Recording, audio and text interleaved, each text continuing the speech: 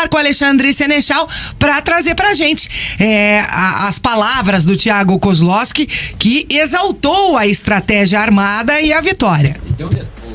Tem um detalhe aí, Ale, antes de você começar. É assim, um dado estatístico aí. A última vez que o Coritiba tinha vencido uma partida num domingo, jogando num domingo, foi contra o Rio Branco, na terceira rodada do Campeonato Paranaense. Voltou a ganhar o Atletiba ontem, né? Domingo, que é o dia do futebol no Brasil, né? Deixa eu puxar até a data aqui, ó, porque é um negócio, né, faz tempo. Né, foi 22 no dia de janeiro, 1-0, terceira rodada do Paranaense. 22 de janeiro. Cara, que loucura. Que loucura.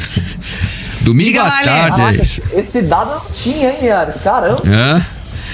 O Tarcísio Bart aqui que me chamou a atenção aqui. Daí eu fui pesquisar, né? Eu tava em dúvida contra o Cianorte, mas o Cianorte foi numa quinta-feira, o Londrina foi no meio da semana, né?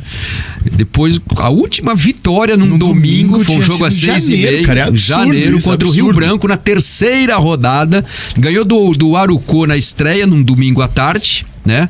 Foi aquele jogo que só tinha mulher e criança na arquibancada. Depois jogou lá em Foz na quarta-feira e no domingo pegou o Rio Branco, terceira rodada do Paranaense. De lá pra cá, vitória só no meio da semana. Domingo agora venceu o Atletiba ontem. As 3 vitórias do Brasileiro antes do Atletiba: segunda-feira contra o Goiás, sábado contra o América Mineiro e segunda-feira contra o Fluminense. É isso aí, Linhares. Que beleza, hein? Mas vamos lá falar do Coritiba mais um pouquinho da vitória de ontem. Tem essa questão do vídeo, vocês comentaram no intervalo, para quem estava ouvindo a gente no YouTube, eu pegou, quem estava ouvindo no rádio não sabe, né? O Atlético postou um vídeo ontem do Couto Pereira em situação suja, com o cemitério do lado, dando a entender que o Coritiba era um time morto e tudo mais. Isso foi umas 2 horas antes da partida começar. E os refletores, né, Ale? Apagado logo depois. E os refletores simbolizando a lanterna e tal, né? A mensagem era forte. Semioticamente tinha vários detalhes ali, né, Linhares, na mensagem do Atlético, querendo dizer que era dia de Atletiba e tava pegando um Coritiba morto. Basicamente era isso. E lá no Couto Pereira isso repercutiu bastante no nosso pré-jogo, né? Eu conversei com algumas pessoas. O vídeo foi pro vestiário e os jogadores do Coritiba tiveram uma reação ruim com a questão do vídeo. Pode ter sido um combustível pro Coritiba, né? A gente nunca vai saber, mas de fato isso repercutiu lá dentro, tá? Essa informação não é achismo, só queria pontuar isso aqui para vocês.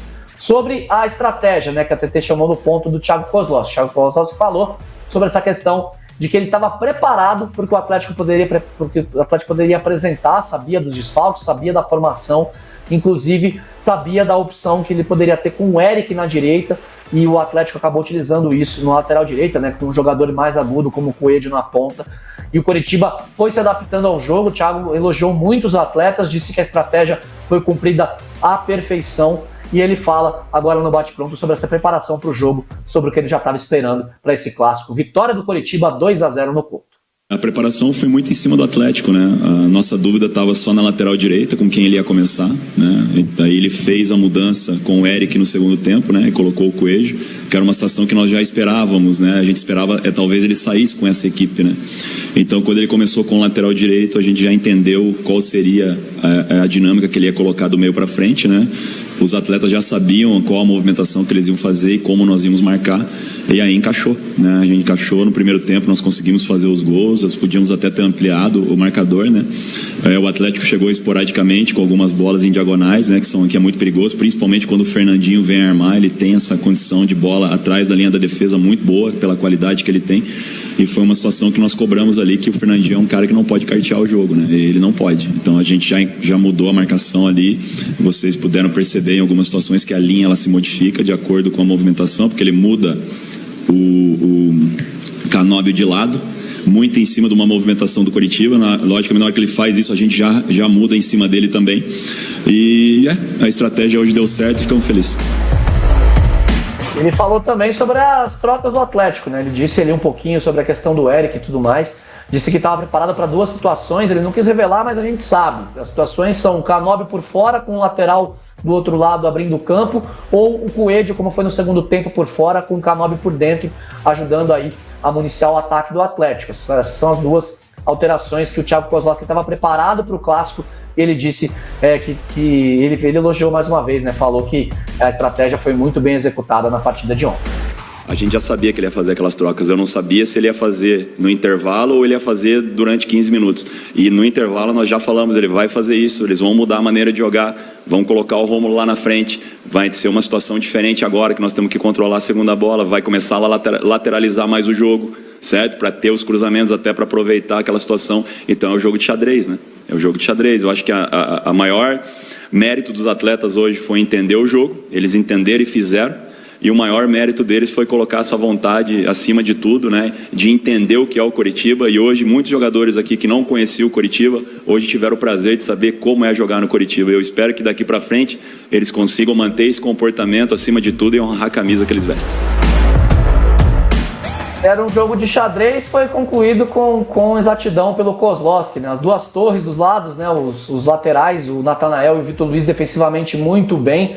Dá para chamar os meio-campistas de cavalos, né? Mas no sentido bom da palavra, usando o xadrez, né? William Farias, o Matheus Bianchi principalmente.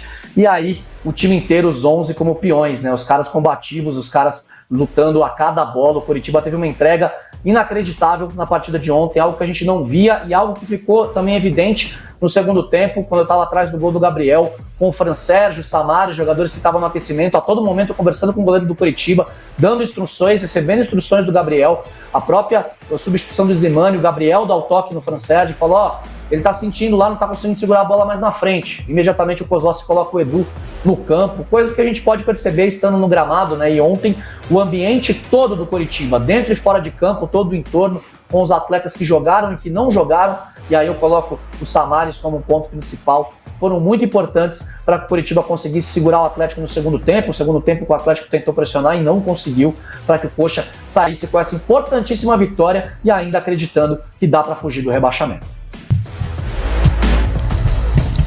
É interessante, né, essa postura do Coritiba completamente divergente do que o time tinha feito até então,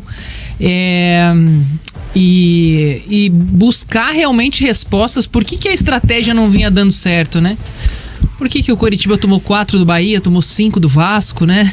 E conseguiu fazer uma atuação surpreendente ontem. Acho que até para a própria torcida, né? Que esperava. Inclusive a própria torcida do Coritiba às vezes divulga memes ali na internet brincando, né? Claro, sabia que ia ser um jogo duro, difícil, tenso, imprevisível, como é qualquer clássico. Mas olhando o adversário com muito respeito ali, porque sabia que o Coritiba ia enfrentar um time que tecnicamente é superior ao Coxa. Então, claro que reacende a esperança, a motivação, enfim, mas também aquele questionamento, até quando, né, o Coritiba vai conseguir manter essa postura? Será que é um bom exemplo para levar já para um jogo contra o Galo? Porque é mais um baita adversário, né, que o Coritiba vai enfrentar. E tem a mensagem aqui do Marcos Vinícius Gusso, falando que os torcedores esperam que o Thiago não invente e não seja mais medroso. Tenha justamente, coloque o time com essa postura. Eu acho o seguinte, eu falei isso ontem até no final da nossa transmissão. Eu acho que o Coritiba tem que adotar, o Thiago pode adotar esse discurso, e eu acho que a torcida tem que entender isso também. O Coritiba tá lá na lanterna do campeonato, ganhou o jogo ontem, né? A situação é muito delicada, né? A distância é muito grande para sair da zona do rebaixamento, é muito difícil sair da zona do rebaixamento.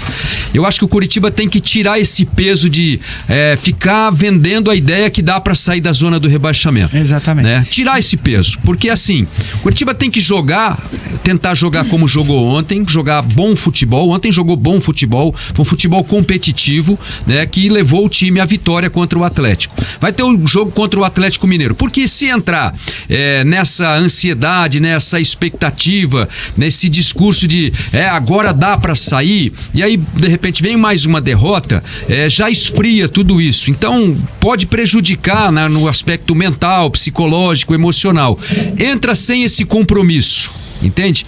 Acho que o Coritiba tem que se livrar desse peso, deixar o campeonato correr aí nessas próximas 13 partidas e ver o que o time consegue conquistar de pontos. E aí na 38ª rodada, olha para a tabela, vê em que posição está e se conforma com o resultado. Ou fica feliz porque conseguiu efetivamente sair, ou, né, vai planejar o ano que vem na situação que a torcida não desejava, que o clube não deseja. Mas acho que tem que tirar esse negócio, esse discurso, agora dá, agora vai, agora o time vai embalar, né? Porque pode patinar e não embalar, né? Mas eu acho que isso acho serve... que o resultado serve de motivação. Tem que ir pro próximo jogo. Tem que entrar no próximo jogo assim, entrar para ganhar o jogo, para disputar com o Atlético Mineiro, para encarar o Atlético Mineiro, para enfrentar, para competir e buscar o resultado, né? Se vier ou não vier, é natural, porque assim, você não pode achar que o Coritiba é favorito contra o Atlético Mineiro dentro do campo do Atlético Mineiro. Não, mas eu acho é que difícil, assim, né? Esse discurso ele não pode ser interno. Não, eu acho que... Ele não pode ser interno.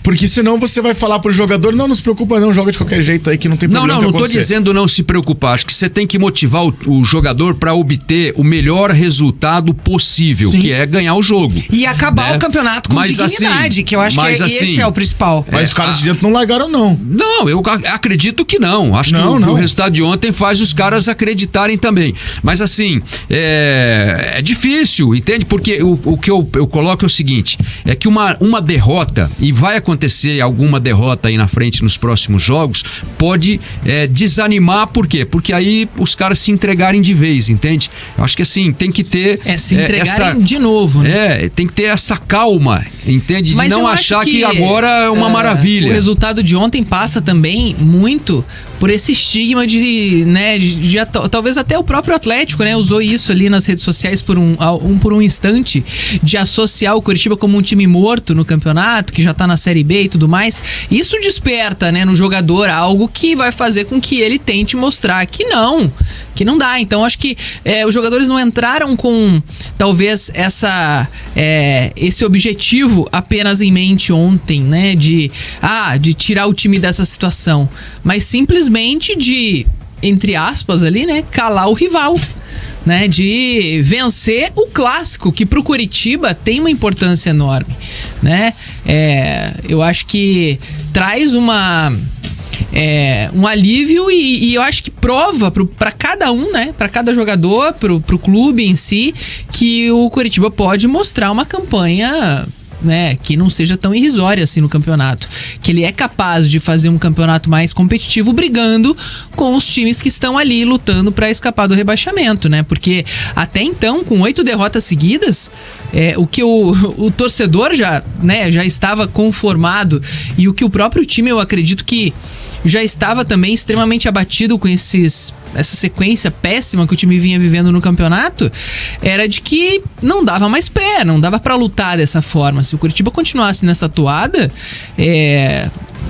eu acho que seria muito difícil o time entrar em campo ainda acreditando em escapar.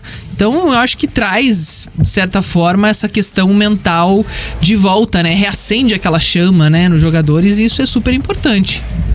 Que nem o João Vitor Alves fala aqui, tem que ir de jogo em jogo. Acho que o Coritiba tem que mentalizar o seguinte: qual é o próximo jogo? É o Atlético Mineiro. O que dá pra fazer nesse jogo? E tentar fazer o melhor possível, que é ganhar o jogo, né?